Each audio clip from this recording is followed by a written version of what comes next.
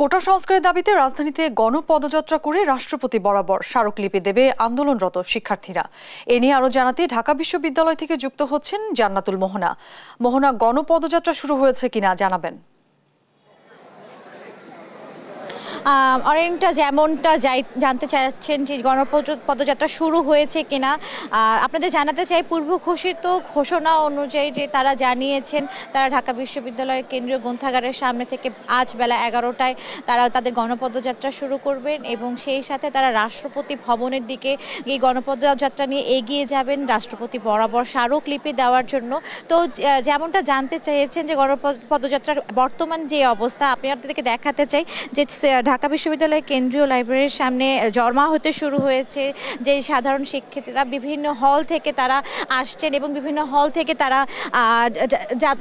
তারা হল থেকে কেন্দ্রীয় লাইব্রেরির সামনে জড়ো হয়েছেন তার গণপদযাত্রার উদ্দেশ্যে। এখনও যদিও শুরু হয়নি, তো গণপদযাত্রা শুরু হবে তারা আর কিছুক্ষণের মধ্যে আমাদেরকে জানিয়েছেন যে তারা শাহবাগ হয়ে কেন্দ্রীয় লাইব্রেরি থেকে শাহবাগ হয়ে মৎস্য ভবন থেকে তারা রাষ্ট্রপতি ভবন দিকে আগাবে এবং এই বিষয়টি সম্পর্কে আমরা আরও জানতে চাই এবং এখানে আমাদের যারা সমন্বয়করা আছেন সমন্বয়কদের সাথে যদি আমরা একটু কথা বলতে চাই, জানতে চাই যে আপনারা যদি জানেন যে আজকের কর্মসূচি নিয়ে আমাদের যারা বৈষম্য বিরোধী ছাত্র আন্দোলনের সমন্বয়ক আছেন তাদের কাছে আমাদের প্রশ্ন থাকবে যে আজকের পরিকল্পনা কি? এখন তো বেলা 11টায় গণপদযাত্রা শুরু হওয়ার কথা ছিল, এটা কখন শুরু হবে? দেখুন, আমাদের জমায়েত অলরেডি শুরু হয়ে গিয়েছে। আমরা দেখতে পাচ্ছি যে অসংখ্য স্টুডেন্ট ইতিমধ্যে চলে এসেছে এখানে।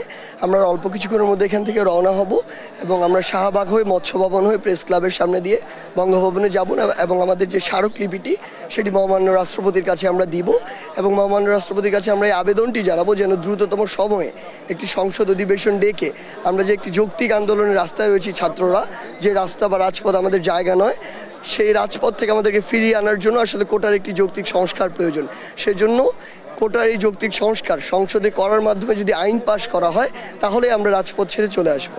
আচ্ছা, আপনাদের কোনো বাধা বিপত্তির কোনো মানে ঘোষণা আপনারা শুনেছেন বা আপনার কোনোখান থেকে শুনতে পেয়েছেন কিনা যেন বাধা বিপত্তির কোনো আশঙ্কা আছে কিনা? না, দেখুন, এখন পর্যন্ত আমরা অন্তত পরোক্ষভাবে কিছু বাধা আসলে ফেস করেছি, কিন্তু প্রত্যক্ষভাবে করিনি। যেমন পরোক্ষভাবে হলগুলোতে যারা সাধারণ শিক্ষার্থী তাদেরকে বের হতে বিভিন্নভাবে বাধা দেওয়া হয়, ইতিমধ্যে আমরা এটি শুনেছি। এবং আমরা আইন শৃঙ্খলা রক্ষাকারী বাহিনী আমরা দেখেছিলাম একদিন আমাদেরকে পরোক্ষভাবে একটি উস্কানিমূলক বাধা দেওয়ার চেষ্টা করেছিল, কিন্তু পরবর্তীতে তারা যখন বুঝেছে যে এতে হিতে আসলে বিপরীত হয়, বরং ছাত্রদের সেন্টিমেন্টে গিয়ে আঘাত হানে, কারণ এটি একটি যৌক্তিক দাবি নিয়ে আমরা লড়ছি, ঠিক সে সময় তারাও এখন তাদের এই বিষয়টি জানিয়েছে যে তারা এই কাজটি আর করবে না। সেই জায়গা থেকে আমরা মনে করি যেহেতু আমরা একটি অন্যায়ের বিরুদ্ধে লড়ছি, বৈষম্যের বিরুদ্ধে লড়ছি, যৌক্তিক আন্দোলন করছি, আমাদেরকে কেউ বাধা নয় বরং সহযোগিতা করবে। ধন্যবাদ। শুনছিলেন সমন্বয়কারীদের কাছ থেকে যে কিভাবে তাদের আজকের পরিকল্পনা কি এবং কিভাবে কখন তাদের পদযাত্রা শুরু করবেন। যতই বাধা বিপত্তি আসুক না কেন তারা তাদের এই পদযাত্রা নিয়ে বঙ্গভবনের দিকে এগিয়ে যাবেন বলে তারা জানিয়েছেন। তো এই ছিল ঢাকা বিশ্ববিদ্যালয় কেন্দ্রীয় গ্রন্থাগারের সামনে থেকে আমার কাছে সর্বশেষ সংবাদ।